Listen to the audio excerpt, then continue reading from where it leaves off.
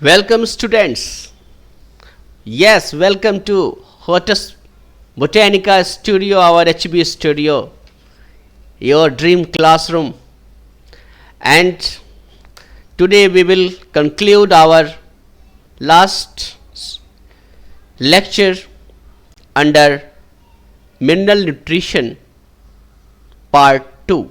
Yes, under the part 2, 1 we discussed 20 questions of previous year NEET or AIPMT.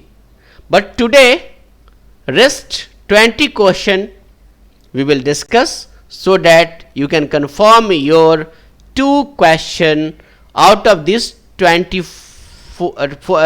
plus 20 40 question in your NEET examination. So I am dead sure once you will do your practice on these only 40 question, your 2 question is confirmed in your this NEET examination. Okay, so I'm very happy. So many good comments came to me about all the details, and now keep your study continued. So we will start 21st question, and that 21st question we have, yes, this is our 21st question, and it was asked in AIPMT 2010. The question is the function of leg hemoglobin. Remember, याद करें आप, हमने इसके पहले भी question discuss करा है कि leg haemoglobin in root nodule of legumes. Legumes की बात हो रही है, रूट नोड्यूल बनेंगे लेग्यूम्स के पौधों में, उसके अंदर आखिर इस हीमोग्लोबिन का क्या काम है. आपको याद होगा हमने ऐसा डिस्कस करा था कि भाई जब कभी भी हमें N को रिड्यूस करना है H के साथ तो ही जाके हमारा NH3 बनना है, और ये NH3 तभी बनेगा जब हमारे पास यहाँ पे नाइट्रोजिनेज होंगे. और नाइट्रोजिनेज जो होते हैं ये दोनों के साथ यहाँ पे इसकी एफिनिटी हो सकती है ऑक्सीजन के साथ भी और ऑक्सीजन के बिना रहे हुए.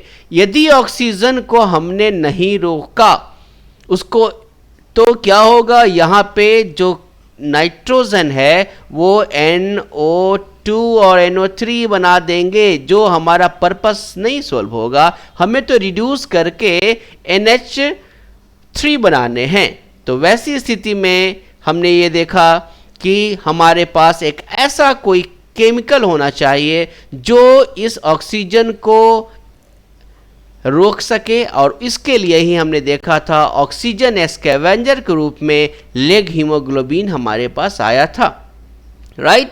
सो लेग हीमोग्लोबिन का काम यही है कि ये इनहिबिट कर दे किसको, ऑक्सीजन को. ऑक्सीजन से नाइट्रोजिनेज के साथ कोई एक्टिविटी नहीं हो. इसका मतलब ये हमारा लेग हीमोग्लोबिन क्या है, ऑक्सीजन रिमूवर का काम करेगा, स्कैवेंजर का काम करेगा.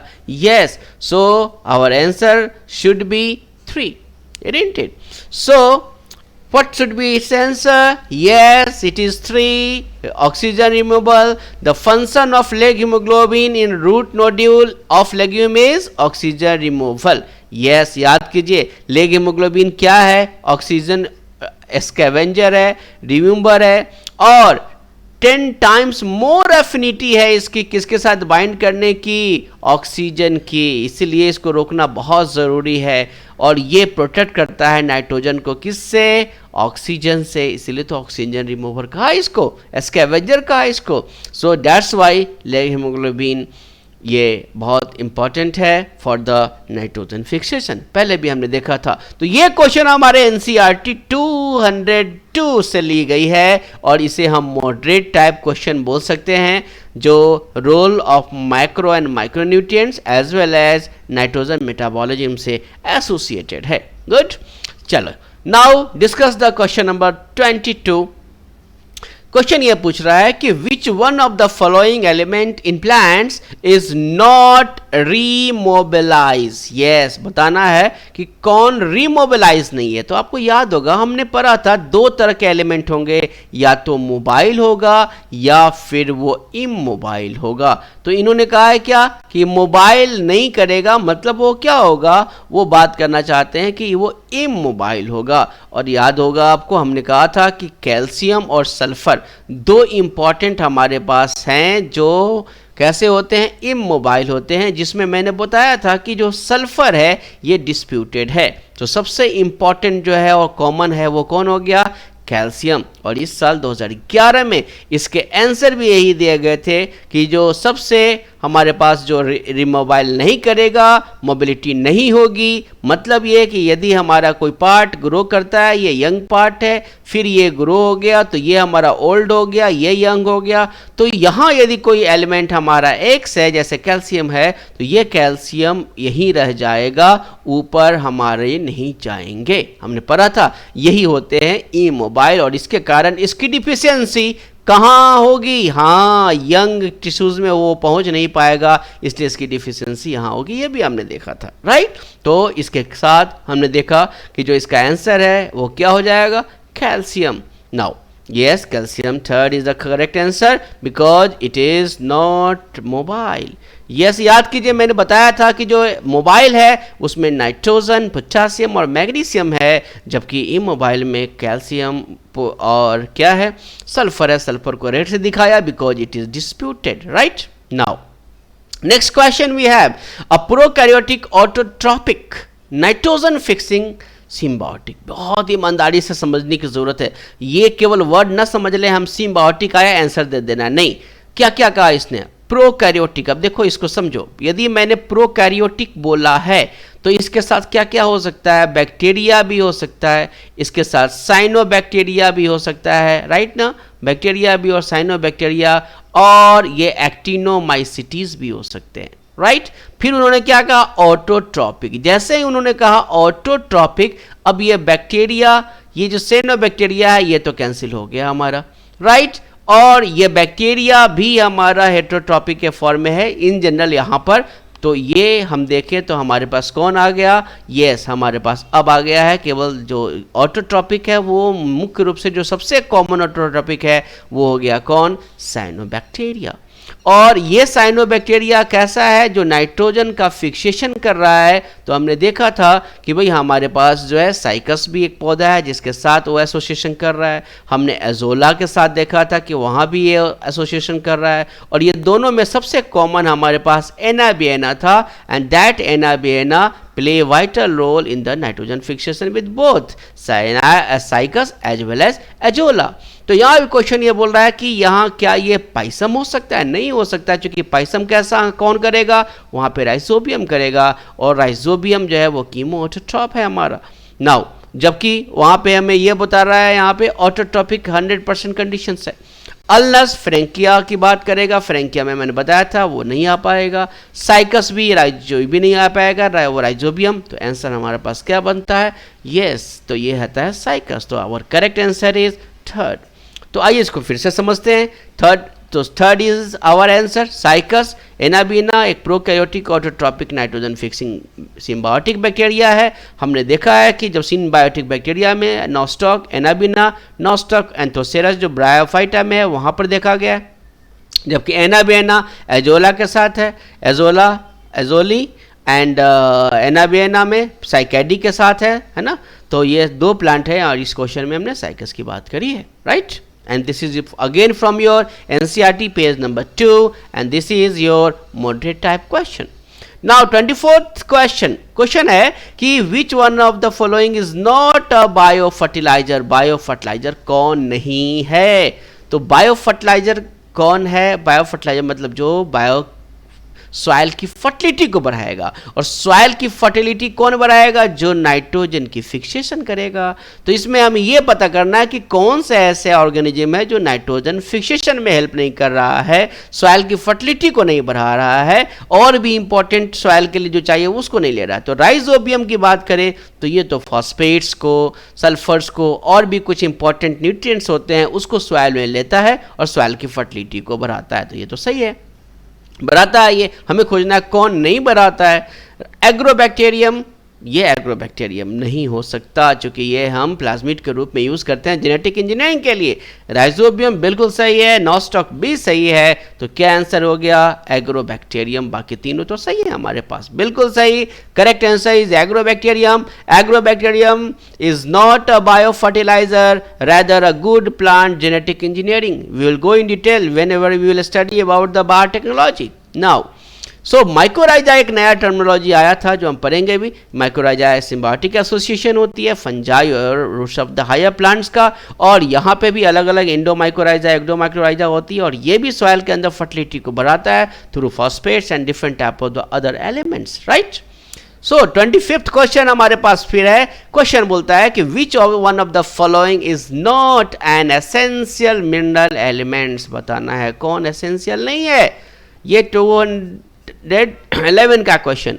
तो आपने याद करा होगा, मैंने बताया था एसेंशियल में दो होते हैं, एक तो हमारा मैक्रो होता है और दूसरा, याद कीजिए, बिल्कुल सही, ये मैक्रो होता है। इसमें मैंने बताया था कि क्या होता है, याद कीजिए, बताया था कौन, SP के मग का, राइट ना। इधर मैंने बताया था, याद होगा आपको, फे कु मोबाइल जन मन कल नेव, राइट, जल मल कल नी, राइट ना। नेव को था पहले, न्यू NCERT से हटा दिया। तो ये हमारे टोटल कितने हो गए? यस, ये टोटल हो गए, राइट। तो अब हमने ये पता करना है कि कौन इसमें से नहीं है। फाइन, फास्फोरस तो है हमारे पास, राइट।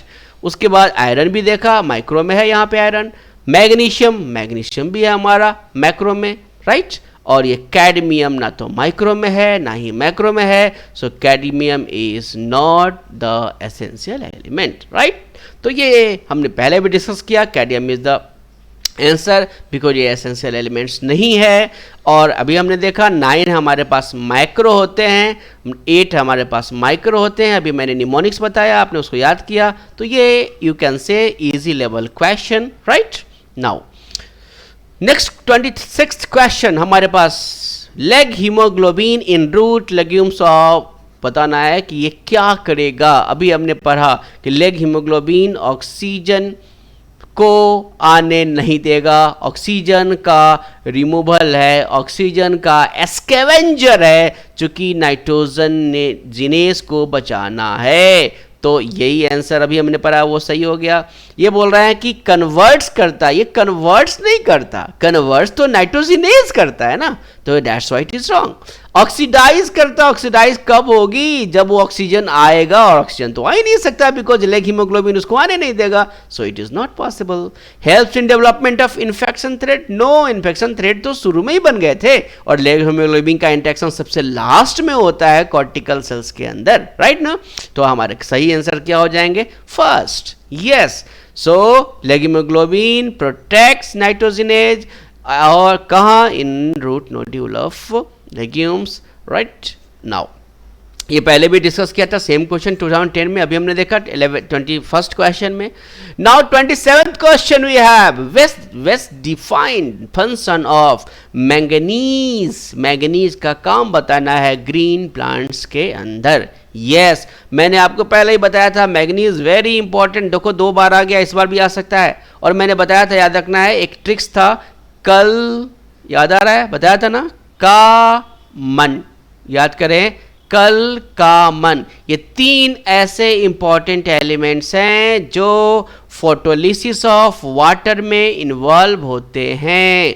कल का मन, ट्रिक्स याद रखना है। और इसमें सबसे इंपॉर्टेंट रोल किसका है? मन का है। मैग्नीशियम, मैग्नीज आयन का है, तो इसका सही आंसर नाइट्रोजन फिक्सेशन में यहाँ तो हमने यूज़ नहीं करे हैं, राइट। हमें ऑब्जर्वेशन में भी इसकी ज़रूरत नहीं है, फोटोलिसिस में चाहिए, ये इसे तोड़ता है, और डार्क रिएक्शन में ज़रूरत नहीं है। ये हमारा कौन सा रिएक्शन है, ये लाइट रिएक्शन है फोटोसिंथेसिस का। तो लाइट रिएक्शन में जब वाटर की स्प्लिटिंग होती है उस समय ये एलिमेंट्स हमें चाहिए होता है। सो इस आंसर इज थर्ड। बिल्कुल सही, third is the answer, photolysis of water. What should be the explanation? Best defined function of manganese in green plants is splitting of water molecules. इसी से वाटर मॉलिक्यूल स्प्लिट होंगे, oxygen release होता है जिसको हम inhale करते हैं, right. Now this is the other concern. Question आ सकता है किस फॉर्म में आप लेते हो इसको, आया भी था जैसे आयरन का, ये हम किस फॉर्म में लेंगे, मैंगनस आयन के फॉर्म में लेते हैं। और ये और कहाँ इन्वॉल्व है, photosynthesis, respiration and nitrogen metabolism में। जबकि बेस्ट फंक्शन, देखो यही लैंग्वेज थी, एनसीईआरटी की लाइन से क्वेश्चन बनाया गया था, but suppose to be the moderate type question, और ये ऑक्सीजन के लिबरेट में हेल्प करता है बाय फोटोलिसिस ऑफ वाटर और splitting of water. Now 28th question, आपने बताना है what is the wrong statement. 28th question, wrong statement. This is the question of 2012। What is the wrong statement you have to find out. First option, phosphorus is a constituent of cell membrane, certain nucleic acid and all protein। बिल्कुल सही, याद करें मैं class में इसको discuss करा था और अलग अलग पॉइंट वाइज डिस्कस करा था, तो ये तो सही लग रहा है। Nitrosomonas and Nitrobacter is chemo autotroph, ये यहाँ पे डिस्प्यूट है, राइट। यहाँ पे डिस्प्यूटेड है हमारे कीमोटोट्रॉप्स के अंदर। दूसरा क्या बोल रहा है, लेग हीमोग्लोबिन एंड नॉस्टॉक, ये ठीक है। Capable of nitrogen fixation in free living state also. In general नवीना को देखा गया है कि भाई ये सिम्बायोटिक एसोसिएशन के अंतर्गत भी होते हैं, फ्री लिविंग भी होते हैं, तो ये और ये भी बात सही है। यहाँ पर कीमो क्या बोला जा रहा है, कीमोटैक्टिक की बात कही जा रही है, ये भी बात सही है। मैंने बताया कीमो ऑटोट्रॉप, तो ये स्टेटमेंट हमारा सही हो गया, ये भी सही हो गया, ये भी सही हो गया। हाँ, ये स्टेटमेंट कैसे डिस्प्यूटेड हुआ है ये भी मैं डिस्कस करूंगा आपके साथ, कि बातें वही कही गई हैं बट स्टेटमेंट तो कैसे गलत कर दिया है एनसीईआरटी के लाइन से। फोर्थ पहले देख लें, root nodule forming nitrogen fixer lives as aerobic under free living condition. मैंने बताया था कि भाई जो रूट नोड्यूल का फॉर्मेशन होता है उसमें जो राइजोबियम होते हैं वही नाइट्रोजन फिक्सर है, और ये दोनों फॉर्म में होता है, एरोबिक फॉर्म में भी होता है और एनोरोबिक फॉर्म में भी होता है। लेकिन जब वो सिम्बायोटिक एसोसिएशन में होता है तो वो कैसा होता है, एनोरोबिक, और जब वो फ्री लिविंग स्टेट में होता है तो एरोबिक होता है। ये हमने डिस्कस करा था, तो ये स्टेटमेंट भी सही है। अब आप समझें आखिर ये फर्स्ट स्टेटमेंट गलत कैसे हो गया, जबकि पढ़ने से लग रहा था कि सेल मेम्ब्रेन भी सही है, न्यूक्लिक एसिड भी सही है और प्रोटीन भी सही है, बट लैंग्वेज क्या है, ऑल प्रोटीन, ये समझने की जरूरत है। सर्टेन न्यूक्लिक एसिड, ये समझने की जरूरत है। आप इसको समझें ये बात क्या है कि एक्चुअली यहां पर है क्या कि फर्स्ट आंसर तो करेक्ट हो गया, कैसे है, तो phosphorus constituent of cell membrane, ये तो सही है। देखिए क्या लिखा, certain protein, this is the statement, certain protein, right, certain protein. वहां क्या लिखा हुआ था, ऑल प्रोटीन, ये गलत हो गया ना। वहां लिखा था सर्टेन न्यूक्लिक एसिड, नहीं ऑल न्यूक्लिक एसिड। देखिए किस तरह से एनसीईआरटी की लैंग्वेज को बार बार पढ़ना होता है, यही हम हमारे टीचर्स हम सभी क्लास में बताते हैं, बेटा एनसीईआरटी को लाइन बाय पढ़ो, लैंग्वेज कैसे दिखाता है। आप ध्यान दें, आप ऑल न्यूक्लिक एसिड की बात हो रही है, फॉस्फोरस बनेगा तो आपको पता है डीऑक्सीराइबोस शुगर या राइबोस शुगर होगा, नाइट्रोजन बेसिस होंगे, न्यूक्लियोसाइड बनेगा। जब तक ये आएगा नहीं तब तक कैसे न्यूक्लियोटाइड बन सकता है, तो जितने भी न्यूक्लियोटाइड्स बनेंगे फिर न्यूक्लिक एसिड बनेगा, तो उसके लिए फॉस्फोरस तो चाहिए ही चाहिए। दैट्स वाई हम सर्टेन नहीं बोलेंगे, क्या बोलेंगे, all nucleic acid and nucleotide. तो in this way our understand कि यहाँ पे इन्होंने क्या गलती करी थी, सर्टेन न्यूक्लिक एसिड लिखा था और यहाँ क्या लिखा था उन्होंने, all protein, that's why it is wrong. Fine, good. So this is the exploration and perfection. So I think it's also a moderate level type question, and this question has been taken from page number 197 of your NCERT, right? Now 29th question, for its action nitrogenase require, nitrogenase को काम करने के लिए किस चीज की जरूरत पड़ेगी? याद करें, यस हमने बताया था कि यदि आपको नाइट्रोजन को फिक्स करना है और आपने अमोनिया बनानी है तो 2 मॉलिक्यूल अमोनिया बनाएंगे तो आपको 18 एटीपी खर्च करना पड़ेगा, राइट 16 एटीपी खर्च करना पड़ेगा। और 16 का मतलब ये हुआ कि इच जो है 8 जो हो गया वो इच के लिए हो गया, हर 8 एक मॉलिक्यूल के लिए तो चाहिए ही चाहिए हमें, राइट और ये कम नहीं होता है, हाई एनर्जी इनपुट होती है। इसका मतलब ये हुआ कि भाई हमारे पास हाई इनपुट ऑफ एनर्जी कितना, yes it is 8 for each NH3 fixation चाहिए हमें, तो this is the correct answer. Light की जरूरत नहीं है, ऑक्सीजन रेडिकल सुपर रेडिकल ऐसी जरूरत नहीं है, Mn++ की यहाँ जरूरत नहीं होती, मोलिब्डेनम चाहिए, आयरन चाहिए, बताया था हमने वो हेल्प करेगा। तो yes third is the correct answer, high input of energy and for its action nitrogenase require high input of energy that is 8 ATP for each ammonia formation. इससे क्वेश्चन आता है, बताओ यदि एक के लिए 8 है हमने, बताओ 2 के लिए, बहुत है सिंपल मैथमेटिक्स है 16, 5 के लिए कितना हो जाएगा 8 × 4 5 40, तो like that you have to solve the question, right.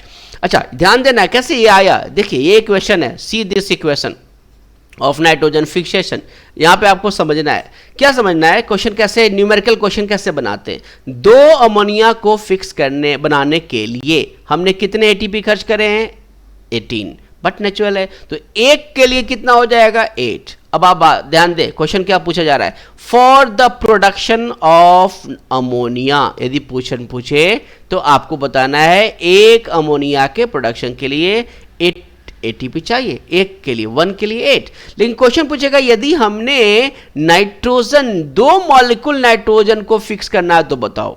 अब देखें बच्चे इसी में कंफ्यूज होते हैं, हमने एक के लिए तो 8 है, लेकिन यदि हमने यहां एक नाइट्रोजन को फिक्स करने के लिए एटीपी पूछा है तो यहां पर एक नाइट्रोजन को फिक्स करने के लिए we need how much, yes we need 16 ATP, हमें 16 एटीपी चाहिए, बात समझे। तो 2 के लिए कितना हो जाएगा, बिल्कुल डबल कर देंगे तो 32 हो जाएगा। इसका मतलब 2 मॉलिक्यूल अमोनिया को फिक्स नाइट्रोजन को फिक्स करने के लिए we need how much, yes 32 ATP, but 2 NH3 ammonia के प्रोडक्शन के लिए वी नीड टोटल यस 16। तो दोनों बातों को देखें, इसी से क्वेश्चन कंफ्यूज करके पूछा जाता है, तो आपने ध्यान देना है। यहां पर एक और चीज ध्यान देने की है, एम्स में एक और क्वेश्चन आया कि यहां पर हम देखो हाइड्रोजन को रिलीज किया, यदि आप हाइड्रोजन रिलीज नहीं करोगे तो यहां पे फिर ये जो 16 है वो 16 ना होके 2 हाइड्रोजन कम हो जाएगा, तो यहां देखो 2 इलेक्ट्रॉन और प्रोटॉन भी कम हो जाएंगे, 2 कम होते ही यहां पर कितना हो जाएगा 6 हो जाएगा, 6 होगा तो 8 से डबल था 16, तो 6 से क्या हो जाएगा 12। तो याद रखना है कि यदि वैसी स्थिति में यहां पर जो आंसर होगा वो कितना हो जाएगा 12 एटीपी। ये 12 एटीपी कब होगा, जब हाइड्रोजन का रिलीज नहीं होगा, बट ये एम्स में क्वेश्चन आया था, प्राय एनसीईआरटी के फॉलो में ले तो ये हाइड्रोजन को रिलीज करते हैं और उसके कारण 16 एटीपी का फॉर्मेशन होता है। सो this is again a moderate level type question, right. Now 38th question, first stable product of fixation of atmospheric nitrogen in leguminous plant is, क्या बताना है, फर्स्ट स्टेबल प्रोडक्ट बताना है जो एटमॉस्फेरिक नाइट्रोजन के फिक्सेशन में बना है। याद कीजिए ग्लूटामेट तो बाद में आता है हमारा, ये हमारा तो नाइट्रोजन का फिक्सेशन में भी है ही नहीं, ये तो हमारा शुरू में आता है जब हम नाइट्रेट एसिमिलेशन की बात करते हैं, ये दोनों ही नहीं होना है, तो बट नेचुरल है कौन होगा, yes ammonia is the first stable product of nitrogen fixation, ammonia, right. कैसे याद कीजिए, यही है हमारा नाइट्रोजिनेज, इसी ने क्या किया, यहाँ पे नाइट्रोजन को रिसीव करा और फाइनली वो 2 4 एंड 2 6 हाइड्रोजन प्रोड्यूस को फिक्स करते हैं, and finally there is the product, first product, yes this first product is ammonia. So this is also taken from your NCERT page number 198 and I think it's a easy level question. ये आसान है, बहुत आसान type का question है. हम now 2014 में question क्या आया था कि deficiency symptom of nitrogen and potassium कहाँ विजिबल होगा, पहले विजिबल कहाँ होगा। जैसे बोल रहा है पहले, तो आपको ये समझना होगा कि ये है कैसा, क्या ये मोबाइल है या फिर ये इमोबाइल है। तो मैंने बताया था आपको कि इमोबाइल में तो दो ही आते हैं, एक तो कैल्शियम होता है, एक सल्फर। सल्फर भी डिस्प्यूटेड है, तो कैल्शियम पूछ रहा, कैल्शियम तो है नहीं, इसका मतलब यहाँ पर इमोबाइल की बात नहीं हो रही है। बात किसकी हो रही है, केवल मोबाइल की। और मैंने बताया था कि मोबाइल में ये दोनों होंगे, और मोबाइल में क्या होगा कि इसका मतलब ये एलिमेंट्स यहाँ पे था शुरू में, जब ये ग्रो करके फिर ऊपर की तरफ ग्रो हो गया तो क्या होगा, जो भी एलिमेंट है वो क्या करेगा, मोबाइल है तो यहाँ से मूव करके यहाँ जाएगा। तो इसकी डिफिशियंसी ये यंगर वाले पार्ट्स में तो नहीं होगी, जो ओल्डर पार्ट है, जो सेनेसेंट पार्ट है, यहाँ पे इसकी कमी हो सकती है। इसका मतलब इसकी कमी कहाँ होगी, सेनेसेंट पार्ट में होगी, यंग में नहीं होगी। रूट तो नीचे का पार्ट है, वहाँ हमेशा रहेगा नहीं, मूव करके ऊपर जाएगा, वहाँ नहीं होगी। बट कंडीशन तो शुरू में बनते हैं, बाद में ये भी मोटाइल होता है, इसलिए वहाँ भी नहीं होगा। तो ये पार्ट कहाँ होगा, ये सभी होंगे ओल्डर और सेनेसेंट पार्ट में। So it's answer is first, right, बिल्कुल सही, the first is the correct answer. और ये डिफिशियंसी जो होती है ये फर्स्ट होगी older part of the plants में। फाइन, रिमेंबर हमने बताया था मोबाइल में वही नहीं, नाइट्रोजन पोटेशियम के साथ मैग्नीशियम भी आ सकता है, तो उसके लिए भी वही आंसर होगा, राइट। फाइन, नाउ 2015 का क्वेश्चन देखते हैं। Minerals known to be required in larger amount for plants, मतलब लार्जर अमाउंट में कौन सा चाहिए। बताया था लार्जर का मतलब क्या हुआ, ये बात कर रहे हैं मैक्रो न्यूट्रिएंट्स की। तो मैक्रो न्यूट्रिएंट्स जो हमें अधिक अमाउंट में चाहिए, राइट। सो ये कौन हो सकते हैं, तो याद कीजिए, अभी बताया था मैंने, कॉर्न, SP के, मग का, राइट, ये था ना। अब देखें आप, इसमें कैल्शियम फर्स्ट वाले में है, मैग्नीशियम है, मैग्नीज नहीं है, तो फर्स्ट हो गया काम से, राइट। नाउ अब बात करें हम, पोटेशियम है, फास्फोरस है, सेलेनियम नहीं आएगा, राइट। यहाँ बोरॉन भी नहीं है, मैग्नीशियम सही है, सल्फर सही है, आयरन नहीं है, जिंक नहीं है, ये तो माइक्रो में होता है। तो बच कौन सा गया, fourth is the correct answer. Sulphur भी है, पोटेशियम भी है, फास्फोरस भी है एंड कैल्शियम भी है। So fourth is the correct answer, yes. So this is the fourth and this is the mnemonics what I taught you, and this is I think very easy level type question। कितनी बार हमने इसको solve कर लिया। Next question we have, during nitrogen fixation, biological nitrogen fixation, inactivation of nitrogenase. वही बात आ गई कि भाई कौन करेगा। अभी हमने देखा ये लेग हीमोग्लोबिन है, यही होगा, डायरेक्ट क्वेश्चन है, अभी डिस्कस करा हमने। ये ऑक्सीजन स्कैवेंजर होता है, ऑक्सीजन का रिमूवल होता है, और ये क्वेश्चन फिर वही 198 से ली गई है, and I think it's a moderate type question. Now next question, oxygen evolve during photosynthesis come from water molecule. बिल्कुल सही है, अभी हमने देखा कि वो ऑक्सीजन जब फोटोलिसिस ऑफ वाटर होती है तो ऑक्सीजन का रिलीज होता है। मैंने ये भी बताया था कि यहाँ पर बताया था आपको, कल, का, मन, तीन इंपॉर्टेंट इन्वॉल्व होते हैं एलिमेंट्स। क्या पूछा, which one of the following pair elements are involve in this reaction. याद करें, मैग्नीशियम और क्लोरीन। देख लो, फर्स्ट मैग्नीशियम, मैग्नीशियम है, मैग्नीशियम Mg है, राइट ना, और हमने क्या खोजना है, मैंगनीज, तो ये तो हो नहीं सकता, राइट।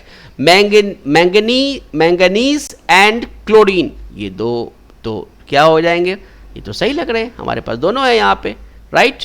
नाउ अब ये देखें, मैंगनीज एंड पोटेशियम, पोटेशियम का तो रोल है नहीं, मोलिब्डेनम का रोल तो है नहीं, so we have the second answer. Fine, good. So manganese and chlorine सही है, और कल का मन मैंने ट्रिक्स बताया था आपको, ऐसे याद रखना है। So this question is again taken from your NCERT page number 198.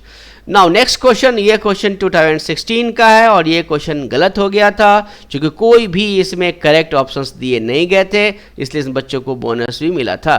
तो आप बिल्कुल कंफर्म रहें, जैसा निमोनिक्स मैंने बताया है उसके हिसाब से आंसर नहीं मिल रहे हैं, आप उसको छोड़ दें।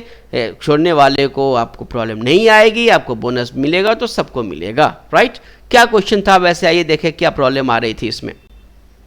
इसमें था कि which one of the three is macro, कौन है बताना। अभी हमने देखा मैक्रो, अब देखो मैक्रो में हमारा जिंक तो आएगा नहीं, मोलिब्डेनम आएगा नहीं, मोलिब्डेनम आएगा नहीं, निकेल आएगा नहीं, तो अब आप बताओ, इसमें तो कोई आंसर सही है नहीं ना। That's why this is suppose to be the wrong answer. तो एक्सप्लेनेशन की जरूरत नहीं है। देखो 4 मैंने बताए, सब रेड मार्क जो है वो माइक्रो वाले हैं, और माइक्रो जब आ गया तो इसमें कोई भी मैक्रो कहाँ होगा, कोई भी मैक्रो न्यूट्रिएंट्स तो होगा ही नहीं, तो फिर आप आंसर क्या पूछ रहे हो। That's why this question got wrong and all students got bonus marks. Yes, कभी कभी होता है, झटके में आपको आंसर बिना कुछ किए मिल जाता है। ये देखिए बहुत इंपॉर्टेंट क्वेश्चन 2016 का है, which is essential for growth of root tip. Root tip के ग्रोथ के लिए कौन सा इंपॉर्टेंट है। थोड़ा डिफिकल्ट क्वेश्चन है ये याद करने का, बट एनसीईआरटी से है, आपको याद होगा। ये कैल्शियम होता है, is play very important role. Actually calcium जो है ना, Ca++ influxes through plasma lamella and require for the growth of fruit. ये क्यों चाहिए, देखिए आप समझते हैं, इसको थोड़ा एक्सप्लोर करते हैं, परफेक्शन की तरफ चलते हैं कि in higher plants calcium ion play an important role in many cellular processes. कौन कौन से सेलुलर प्रोसेस में हेल्प करेंगे, जो रूट के लिए भी रिस्पॉन्सिबल होगा। सेल का एक्सपेंशन करेगा, सेल का डिवीजन करेगा, और सेल के स्ट्रीमिंग में मूवमेंट करता है। स्ट्रीमिंग याद होगा, साइक्लोसिस एंड रोटेशन, 2 तरह की मूवमेंट होती है इसके अंदर, उसमें भी कैल्शियम इंपॉर्टेंट रोल निभाता है। और इन दोनों काम हमारे रूट्स के अंदर भी होते हैं, रूट टिप्स के लिए भी है।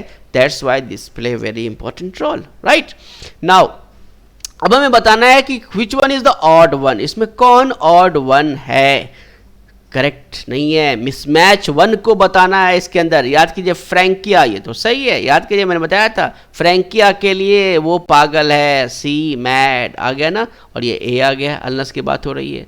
दूसरा क्या बोल रहा है, रोडोस्पैरिलम, याद कीजिए मैंने बताया था रब दिखता है मैं क्या करूं, याद आया, रब aerobic anaerobic condition, free living condition, ये माइकोराइजा तो हो ही नहीं सकता, राइट, ये तो आएगा नहीं, सो this is the wrong.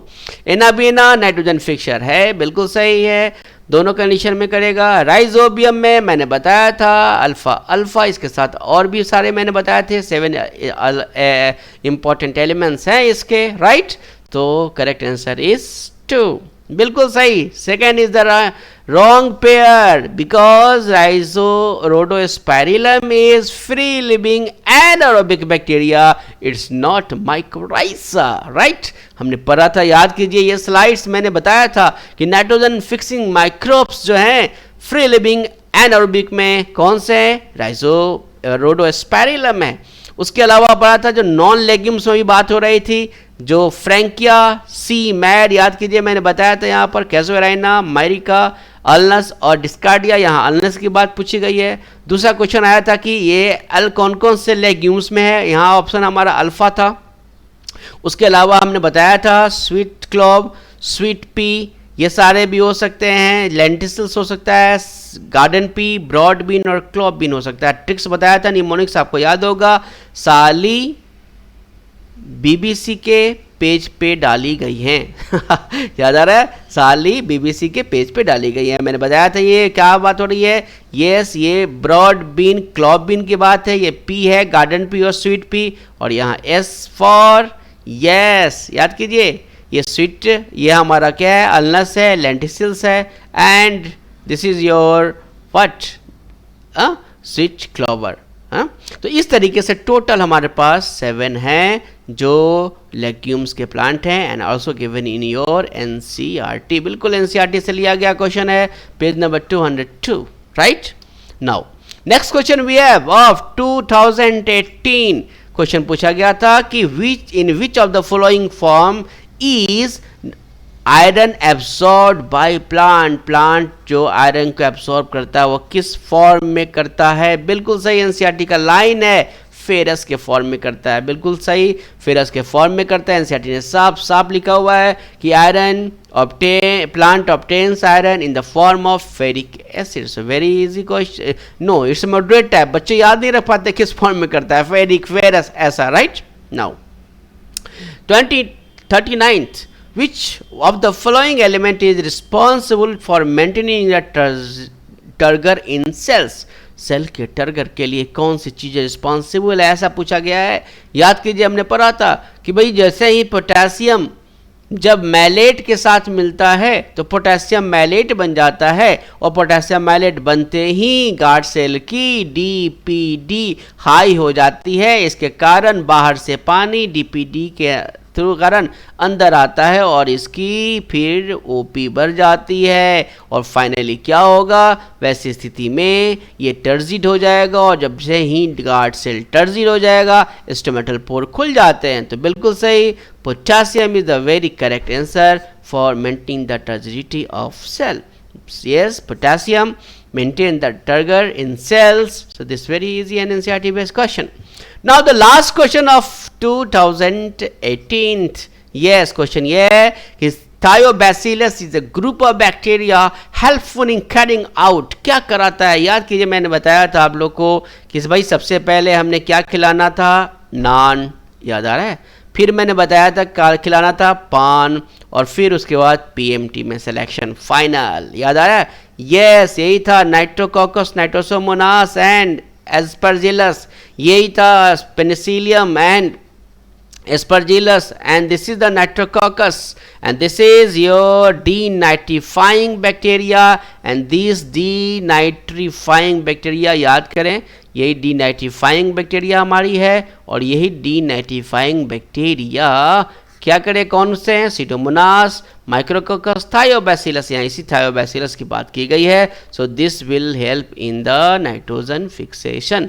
So second is the correct answer. Yes, we studied denitrification with the help of Thiobacillus, and मैंने बताया था, ट्रिक्स दिया था, PMT, that is your Pseudomonas, Micrococcus and Thiobacillus. So this is, I think, moderate type question taken from your page number 201. So in this way we got all the 20 question asked in the previous year examination. So I think we studied all the important information, important question of, yes, of mineral nutrition, as I discussed first time, lecture 1, lecture 2, lecture 3, and today we are going to finish lecture 4, where we discuss first in first part 20 question, second part rest 20 question. So in this way I am dead sure once you will go through these 4 lectures, then you will get your 4 plus 4, that is your 8 marks confirmed, because 2 question will sure come in this year also from this chapter. So have a good luck, goodbye.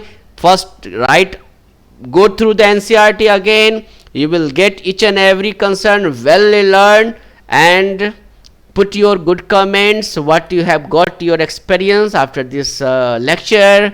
If you need special tricks and mnemonics on any topic of the botany, please write in the comment box what you need. So like, subscribe this Sotus Botanica channel to make your dream true in our forthcoming NET examination. So thank you very much for watching this all. Thank you very much. Have a nice day.